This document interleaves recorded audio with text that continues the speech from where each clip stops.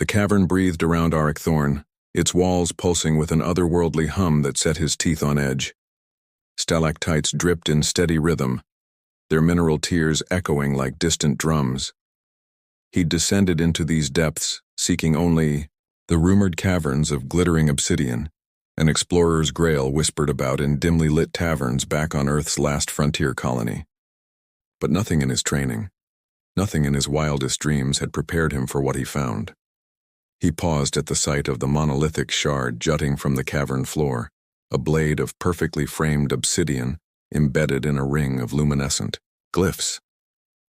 By its fractured sheen, Auric could tell the stone had weathered countless millennia. Yet the sword's hilt glowed with a soft, golden light, as though it were remembering a world long lost. A low whine filled the air, vibrating through his boots. He knelt before the shard, heart pounding. The words ran through his mind unbidden. Only the true uniter may claim the blade. He shook his head. Myths, nothing more. Still, he felt drawn. An irresistible pull like gravity turned inward. Taking a breath, Auric placed his right hand on the sword's pommel. The moment skin met metal, the cavern burst into brilliance. The glyphs flared, carving paths of light that mapped themselves across his arms. The obsidian cracked from tip to hilt, then gave way with a sound like a thunderclap. He staggered backward as the sword slid free, its blade humming, alive. The luminescence coalesced into a prism that shot upward, blasting through the cavern roof. Stone rained around him, and for an instant, Auric saw beyond the fractured ceiling. A sky of swirling gold and violet, a city of spires floating amidst the clouds. Then everything went black. He awoke on smooth marble. The air was warm, scented faintly of ozone and rain. Groggy, he pushed himself upright. Above him rose 3 towering arches carved from iridescent crystal. Beyond them lay a vista that defied description. Waterfalls cascading between floating islands, forests whose leaves shimmered like starlight, rivers that glowed with bioluminescent fish. High overhead, 3 moons, pale sapphire, emerald, and crimson, drifted across a lavender sky. A trio of figures approached. The first, tall and faceted, shimmered as though carved from the very crystal around him. The second glided on webbed feet, scales shifting from cobalt to jade. The third's silver wings caught the light, feathers crackling with static. They paused before Auric, forming a perfect triangle. The crystalline being lowered itself and spoke, in a voice of ringing tones. Human, you have done what none have dared. You have drawn the sword of unification. Auric tried to stand, but felt weightless. His clothes had transformed into sleek, form-fitting attire of indigo and black, adapted, it seemed, to this new realm. Where am I? He croaked. The amphibious figure bowed her head. Triumvira, the world between worlds. We are the triumvirate, Spherians of light, Mercuri of the deep, and Erotai of the storm. Our prophecies spoke of one who would unite us, all. A flurry of soft wind heralded the winged envoy's voice. And so you are here, bearer of the sword, destined to bind our fates together. Auric's head spun. Why me? I'm just a... He caught sight of his hand. The sword, now sheathed at his side, pulsed in sync with his heartbeat. Because only the true uniter could claim it. The crystalline elder intoned. But claiming the blade is only the beginning. To seal the alliance, you must undergo the 3 rituals of union, one with each of our peoples. A cold dread settled in Auric's chest. Union, what kind of ritual? The Mercuri Queen's eyes gleamed like phosphorescent pools. A bond of body and spirit. Without it, the alliance cannot hold. Without it, Triumvira falls into endless discord. Bonds of mating. The Erotai sovereign finished softly, her wings folding back. Your union with a Spherian, a Mercuri, and an Erotai will weave our people's destinies into one tapestry. Auric's mouth went dry. He swallowed hard. You want me to mate with all of you? 3 crystal echoes of assent followed. The Spherian knelt. It is not carnal alone but transcendent. Your minds will merge. Your souls will tie us. Terror warred with something deeper inside him, the sword at his side thrumming with latent power. It beckoned him forward, not just to wield, but to fulfill the prophecy etched into its very essence. He rose, wavering. The arch behind him flared with prismatic light, and a path unfolded, 3 roads branching into the light, water, and sky. Each path called to him, carrying voices he could almost hear in his mind. Auric steadied himself, lifting the sword of unification. No longer was it merely an artifact. It was a key to power, to responsibility, to a destiny far beyond any he had ever known. With trembling resolve, he took his first step toward the path of light. The future of 3 worlds now rested on his shoulders and on the choices he would make. Auric stepped through the prismatic archway, and the air itself seemed to glow. He blinked against the soft radiance of Luminara, the Spherian capital, where every surface, walls, pillars, even the suspended walkways, shimmered with refracted color. The city floated on vast crystalline platforms, each tethered by beams of pure light that pulsed like living arteries. Above him, domes of translucent energy arched into a sky strewn with swirling motes of luminescence. Lady Caloria awaited him at the threshold of the Grand Prism Hall. She emerged as if sculpted from the very light around her. Slender, graceful, her facets shifting through a spectrum of blues and violets. When she moved, ripples of color cascaded across her form, as though her body were a living aurora. "Welcome, Auric Thorn," she intoned, her voice a melody of chimes. "You have claimed our greatest symbol. Now you must claim our greatest gift." He bowed his head, feeling the weight of the sword of unification at his hip. "I am honored, Lady Caloria. I wish only to understand." Caloria offered her hand. The moment his fingers brushed hers, a surge of warmth spread through him. "Then let us begin the cerulean convergence." They glided deeper into the hall, whose walls bore ancient Spherian inscriptions, stories of creation born not from matter but from emotion. Each glyph glowed with a living heartbeat, attesting that the Spherians thrived on the ebb and flow of feeling. At the center of the chamber lay a circular pool of liquid crystal, its surface perfectly still. "Step into the pool of luminescence," Caloria instructed. "There, our minds shall intertwine." Auric removed his boots and descended the short steps. The crystal water was cool but not uncomfortable, like moonlight distilled into liquid. When he settled to his waist, the surface rippled with light, forming concentric rings that radiated outward. Caloria joined him, her facets shedding a gentle glow. She raised her hands, and the power of the sword at Auric's side seemed to hum, in response. Between them, a filament of pale blue light arched, connecting their foreheads. At once, Auric's vision dissolved into pure sensation. He felt Caloria's memories as if they were his own, the euphoria of Spheria's first dawn, when light crystallized into life, the rapture of the Emergence Festival, where entire cities sang in harmony, the sorrow when the great fracture split their world into isolated shards. He saw the creation of the Sword of Unification, a gift forged from their longing for unity. He gasped as a flood of emotions washed over him, ecstatic joy, profound melancholy, and an undercurrent of hope that refused to dim. For a moment he understood the Spherians not as otherworldly beings, but as a people whose essence was emotion itself. Then the vision shifted, and Auric felt his own heart laid bare to Caloria. She experienced the ache of his father's disappearance, the thrill of his first uncharted expedition, the emptiness of returning with no answers.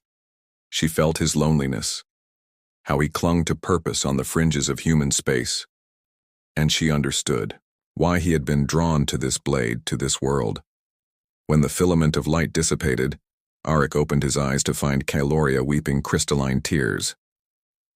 The pool reflected 2 glowing auras entwined. His earthy gold mingled with her sky blue. "Luminescence, it is done," Caloria whispered. "Our hearts are joined." She pressed her hand to his chest over the sheath of the sword. "Take this shard from the pool. Auric plucked a small fragment of liquid crystal. It fit perfectly in the hollow of his palm, warm and thrumming, with energy. "The Spherian bond is complete," Caloria said, her voice trembling. "With this shard, you carry a part of our soul. Guard it as you guard your own." He nodded, lifting the shard to his heart. Instantly, he felt a deep calm settle around him, a clarity of purpose. Colors in the chamber seemed richer, every breath tasted of possibility. For the first time since he grasped the sword of unification, he felt truly ready. Caloria guided him to the edge of the platform, where beams of light streamed down like pillars of sunrise. "Beyond this point lies the ocean of worlds," she said. "There you will seek the Mercury bond. But remember, the strength of your first union will guide you through the trials ahead." Auric bowed. "Thank you, Lady Caloria. Your gift will not be forgotten." As he stepped onto a pathway of pure light leading away from Luminara, the crystalline shard burned warmly in his hand, and the memory of Spherian hearts beat steadily within his own. With renewed resolve, Auric Thorn set his sights on the turquoise horizon where the ocean of Triumvir awaited. The next trial, one of tide and song, beckoned him forward. A corridor of iridescent light carried Auric downward from Luminara's floating spires into the heart of Triumvira. With each step, the air grew damp, heavy with the scent of brine and seaweed. The crystalline arch behind him faded, and he found himself at the edge of a vast tidal basin, its waters glowing turquoise beneath a sky the color of molten jade. Before him stood a grand staircase carved from pale coral, spiraling into a domed chamber lined with living reef. Bioluminescent polyps pulsed in synchronized patterns, casting the walls in dappled blues and greens. The gentle susurration of currents whispered promises of power and peril. A slender figure broke from the shadows, gliding upon fins that trailed like banners of living light. Queen Regent Marethis of the Mercury, crown of spiraled coral atop her head, gazed at Auric with eyes the deep color of the abyss. Her scaled skin shifted from sapphire at her shoulders to emerald at her hips, and every movement sent ripples of phosphorescence across her form. "Auric Thorn," her voice resonated like a conch's call, "bearer of the sword of unification, welcome to Thalassos." Auric swallowed against the tide of awe swelling in his chest. "Your Majesty," he managed, inclining his head toward her. He felt the kelp talisman woven through her coral crown even before she spoke of it. "Here, beneath the tides of memory, we bind our life forces in the ritual of symbiosis," Marethis intoned. "Step into the waters of resonance, and let the ocean speak." Guided by two attendants draped in skirts of kelp and shell, Auric descended into the bath. The water was cool and buoyant. It buoyed his weight, lending him graceful ease he had never known on land. When he waded to his waist, currents swirled at his thighs, almost alive, inviting him to surrender. Marethis joined him, her slender form cutting through the water like a living arrow. She produced from the folds of her coral gown a slender, conch shell inscribed with runes of binding. Raising it to her lips, she released a low, sonorous note that vibrated through the water, resonating deep within Auric's bones. The chamber responded. Tendrils of bioluminescent plankton swirled into intricate patterns, forming spirals and waves around the two of them. The ocean itself seemed to lean in, eager to witness the union.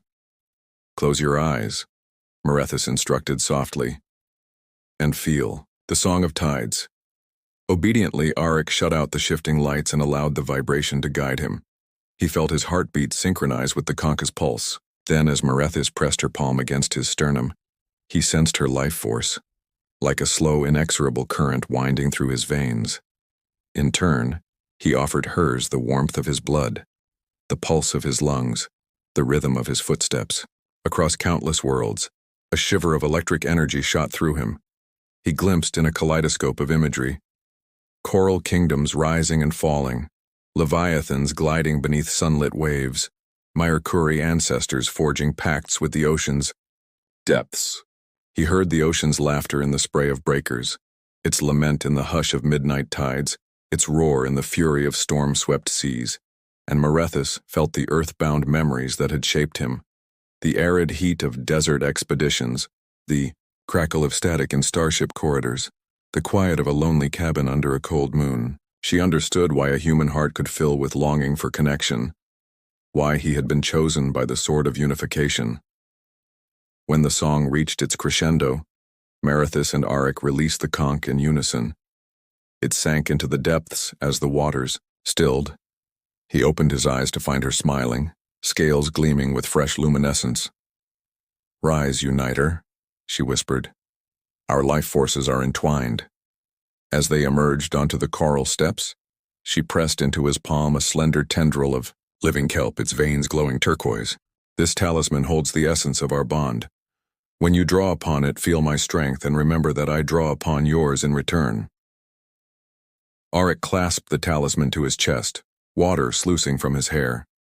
He felt a surge of vitality as though he carried a piece of the ocean within him. His lungs no longer burned at the transition between water and air. Instead, each breath tasted of salt and freedom. Marithis guided him to the chamber's rim, where the tide lapped at the edge of a grand conch blown horn. "Beyond this tide lies the storm spire of Skyreach," she said. "There the final trial awaits, the flight of union. Go with the blessings of the deep." He bowed, water dripping from his shoulders. "Thank you, Queen Regent. Your gift will guide me." As Arik ascended the coral staircase toward the waiting prism arch, now shimmering with teal luminescence, he felt his heart buoyed by more than hope. Each step carried the pulse of an entire ocean, a living bond that would not break. And above him the world of Triumvira waited, poised between tide and tempest, light and storm, awaiting the final act of unification. The path of light and water converged into a spiral of mist as Arik stepped through the final prism arch. The air immediately grew colder, crackling with electricity. Above him, jagged peaks pierced the lavender sky, crowned by roiling storm clouds. This was Skyreach Citadel, the throne of the Aerotai, winged rulers of wind and thunder. A narrow stone bridge, its rail carved with feathered motifs, led Arik toward the heart of the fortress. Gale-force winds buffeted him, tugging at his indigo tunic and testing his balance. He pressed forward, driven by the three tokens at his chest, the crystalline shard, the kelp talisman, and now a rumble of anticipation that mirrored the storm. Overhead, at the bridge's end, a great arch of storm-forged steel framed a hewn platform. There, standing with wings unfurled like silver banners against dark clouds, was Sovereign Arenthis. Her feathers shimmered with iridescent sparks. Each beat of her wings released arcs of lightning that danced across her silvery hair. Her eyes, storm gray and knowing, fixed on Arik with a blend of command and invitation. "Arik Thorn," her voice rang like thunderlight. "Bearer of the Sword of Unification, you have bridged light and sea. Now you must master the skies." Arik bowed, feeling the weight of expectation and exhilaration. "I am ready, Sovereign," she offered her gauntleted hand. "Then let us ascend." With a powerful sweep of her wings, Arenthis summoned a spiraling vortex of air. Arik felt the wind spiral around him, but before he could flinch, she pressed a small harness into his palms, a new garment woven from sky silk and storm steel, designed to cradle him in flight. As he donned the harness, Arenthis spoke. "Flight is not merely movement but harmony. You must surrender to the currents, trust their guidance, and become one with the storm." Her wings lowered, brushing against his shoulders, infusing him with a crackle of energy. With a nod, she led him to the citadel's edge. Beneath them, the world spread out in dizzying panorama, floating isles wrapped in mist, cascades of waterfalls, vanishing into cloud, the deep green ocean glimmering in the distance. The wind tore at Arik's breath and gravity pulled insistently at his feet. "Leap," Arenthis commanded. Heart pounding, Arik stepped backward and fell. For a terrifying moment he plummeted, the wind roaring in his ears. The harness bit into his chest, straps hugging him tightly. Then Arenthis swooped in, her powerful wings generating a cushion of uplift that caught him like a cradle. The shock of transition, weightless flight, sent adrenaline coursing through his veins. Feel the air, she coached, guiding him hand over hand to the wing bracelets. He clasped them, and an immediate extension of feathered limbs sprang forth. His own arms transformed, silver plumage fanning out with each thought. The connection was instantaneous, spirit to wind, bone to feather. They rose together, Arenthus arching overhead as Arik found his center. The first strokes were awkward. His wings flapped in uneven rhythm, veering him toward the jagged cliffs. Arenthus banked beside him, her voice calm yet firm. Synchronize, follow my lead. He watched her, matched her wing beats, and bit by bit, the world steadied. A rush of euphoria flooded him as gravity lost its grip. Clouds swirled beneath, their wings. Lightning flickered in the distance, illuminating silver feather and steel blade alike. Arik felt the sword of unification at his side pulse in time with his newfound heartbeat of air. Arenthus led him through a gauntlet of wind, tight, spirals of gale that tested his resolve. Each time he wavered, she guided him gently back, her wings brushing his, lending strength. When they burst through the final ring of storm, they soared above Skyreach Citadel, the wind singing an anthem of triumph. Hovering on thermal currents, Arenthus pressed a single silver feather into Arik's hand. It glowed with residual charge. "This feather binds us," she said softly. "With it you carry the freedom of the skies. Draw upon it in times of doubt and remember the wings that guided you." Arik cradled the feather to his chest, marveling at its warmth. He felt the combined essence of Spherian light, Mercury depth, and Erotai storm pulsing through him. In that moment, he understood the full scope of his destiny. Arenthus descended alongside him, wings folding like great sails. She nodded toward the sword of unification at his side. "You have mastered light, water, and air. The time has come to bind them, and our peoples together." He offered her a weary grin. "Show me the way, sovereign." She extended her hand to him, and together they walked back across the bridge of stars. Behind them the storm calmed, winds settling into a gentle breeze. Ahead lay the convergence spire, where the final ritual would unite all three realms. As they crossed the threshold, Arik pressed the silver feather against his heart. The winds of Skyreach had gifted him their freedom and the strength to lead. With light in his veins, water in his spirit, and wind beneath his wings, he was ready. The final chapter of the prophecy awaited, and with it, the dawn of Triumvira's new era. The convergent spire rose at the nexus of Triumvira's three realms, a towering helix of crystal, coral, and storm steel spiraling together toward the three moons. From its summit, one could glimpse Luminara's radiant platforms, Thalassos's bioluminescent depths, and Skyreach's thunder-racked peaks all at once. As Arik Thorn ascended the spiraling ramp, the three tokens warmed against his chest: the crystalline shard, the glowing kelp tendril, and the silver feather. At the summit, the triumvirate elders waited in a silent semicircle. Kyloria's light shimmered in concentric waves. Merethis's scales glowed like living tide. Arenthus's feathers held sparks of dormant lightning. Between them stood the sword of unification, its blade embedded in a plinth of interwoven materials from each realm: translucent crystal, living coral, and braided sky steel. Arik approached the sword, every step heavy with destiny. The elders spoke in unison, a chorus of chimes, conch song, and thunder. "Bearer of the blade, you have claimed the bonds of light, depth, and storm. Now bind us all with the power of the ancient vow." He placed his hands upon the plinth, feeling the ground pulse. Then, in a voice steadied by the memories of his journeys, he recited the ancient words inscribed on the sword's hilt, an incantation forged in the dawn of Triumvira. With each phrase, the tokens glowed brighter, and the plinth's materials responded. Crystal facets hummed, coral veins quivered, and storm steel wires sang with static. As the final syllable left his lips, the sword slid free, humming with unleashed energy. Arik lifted it high, the light of three moons catching on its blade. Around him the spire vibrated, and the world itself seemed to hold its breath.